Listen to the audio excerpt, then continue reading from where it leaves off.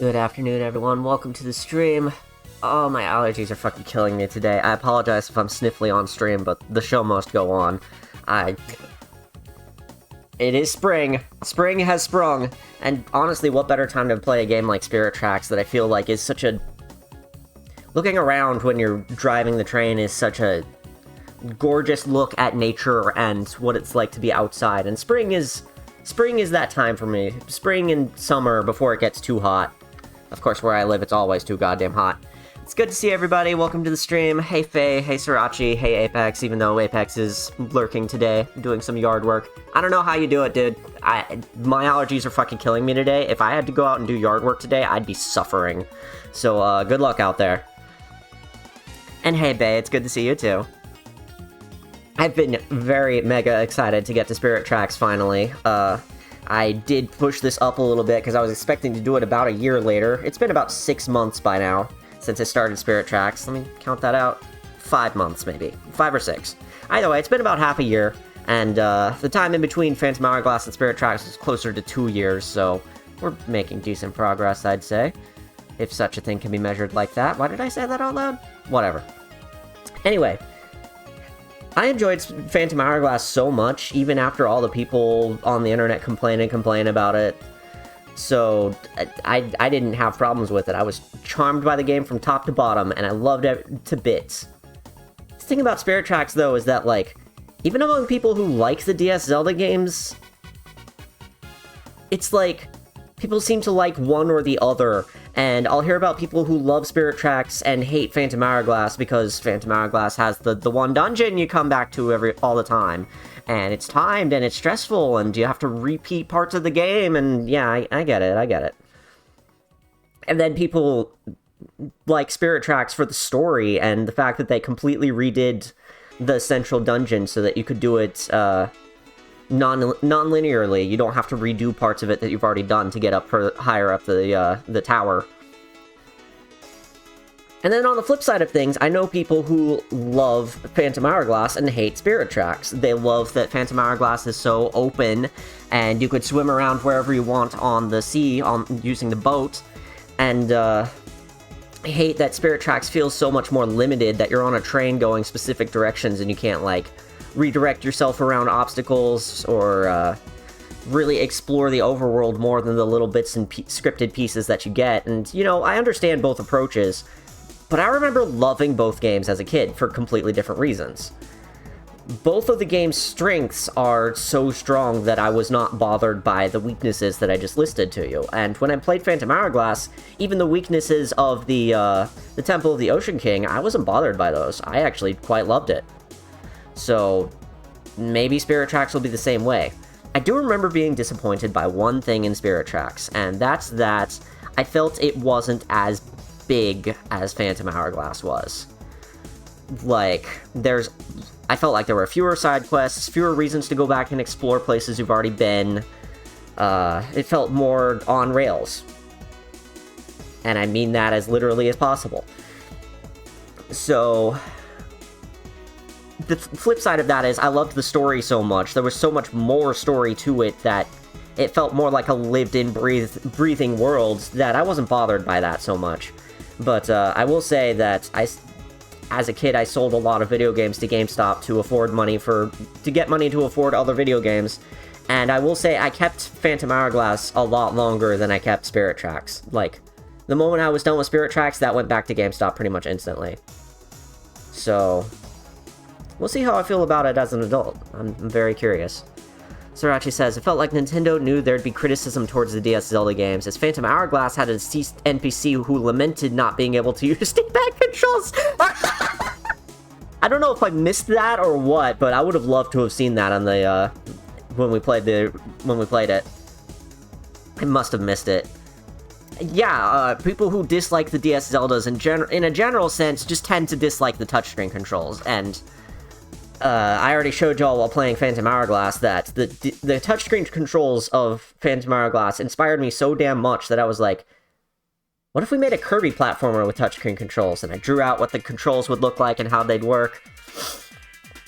So I actually loved them as a kid, and I still do as an adult too. I feel like this is I feel like more mobile games should be like Phantom Hourglass and Spirit Tracks in that way. They're very approachable. One-finger controls. Remember encountering that NPC somewhere in the Temple of the Ocean King. That's interesting. I thought I'd talked to all the NPCs in the Temple of the Ocean King, and I don't remember D-pad controls being amongst them. But I'm sure it is there somewhere, and I just missed it. Phantom Hourglass and Spirit Tracks in general have had me thinking about, like, the Zelda series in a general sense, and what I like and dislike about the various games. Before I started streaming regularly again, I finally got the chance to play Twilight Princess with my partner, and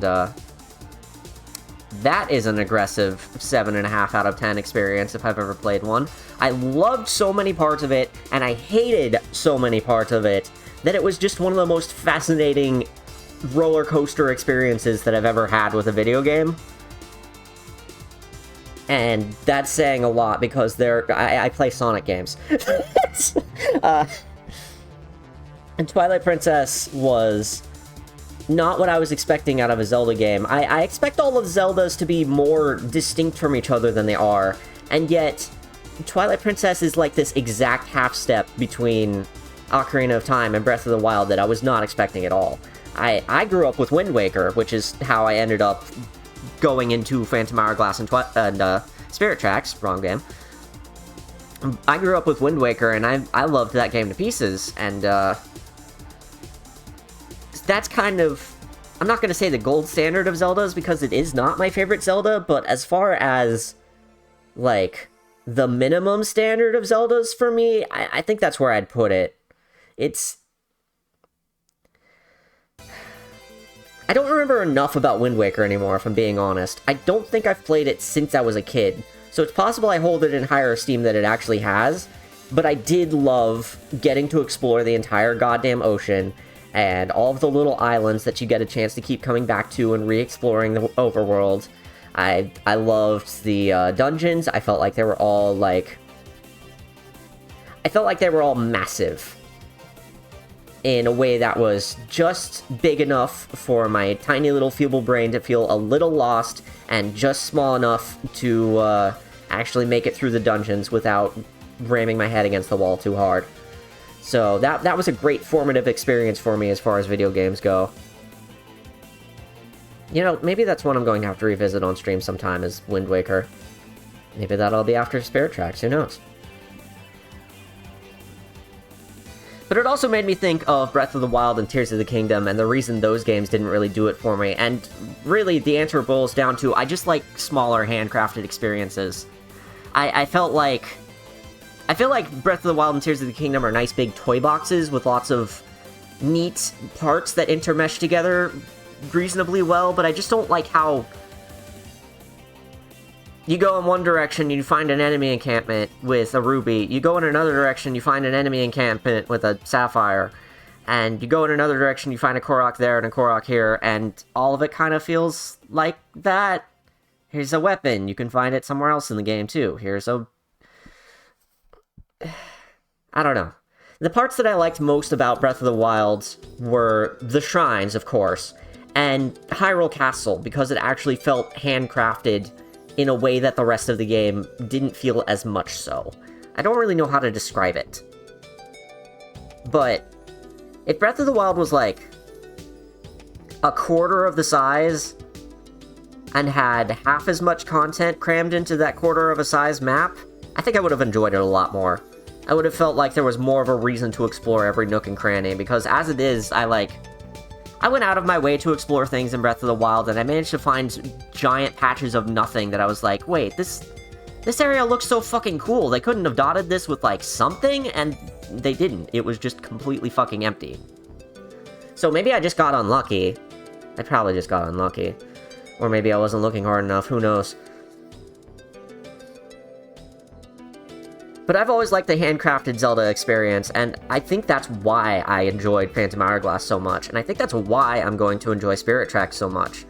It's just that it's that smaller experience. It's more intimate. You get into the crevices of the game, get a feel for every little bit of it. Everything is placed with precision. It's... I don't know. I don't know if I'm making sense anymore. Ugh, I need some water.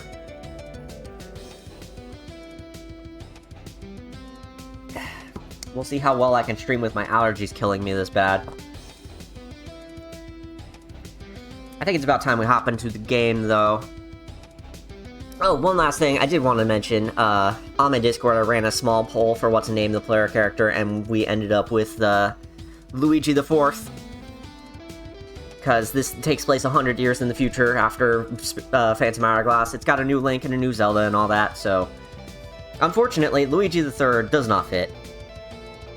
Or we would do that.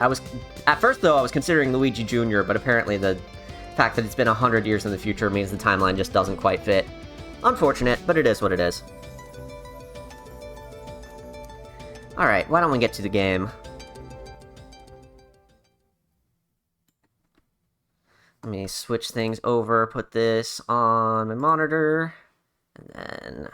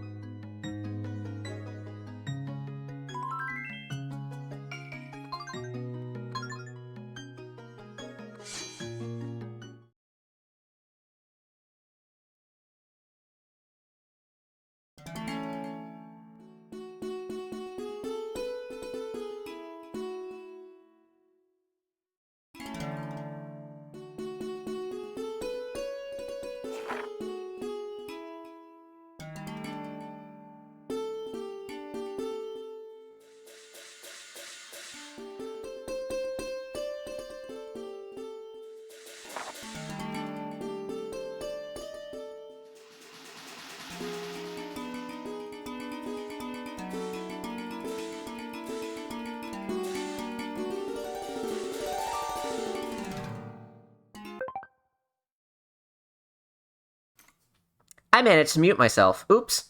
We're gonna restart that. Reset! Live technical difficulties, every stream. Right here on twitch.tv/Skysometric. Welcome to the stream. Honestly, I think I'm just gonna start the VOD from the cutscene, so let's actually narrate it this time. Ready? Go.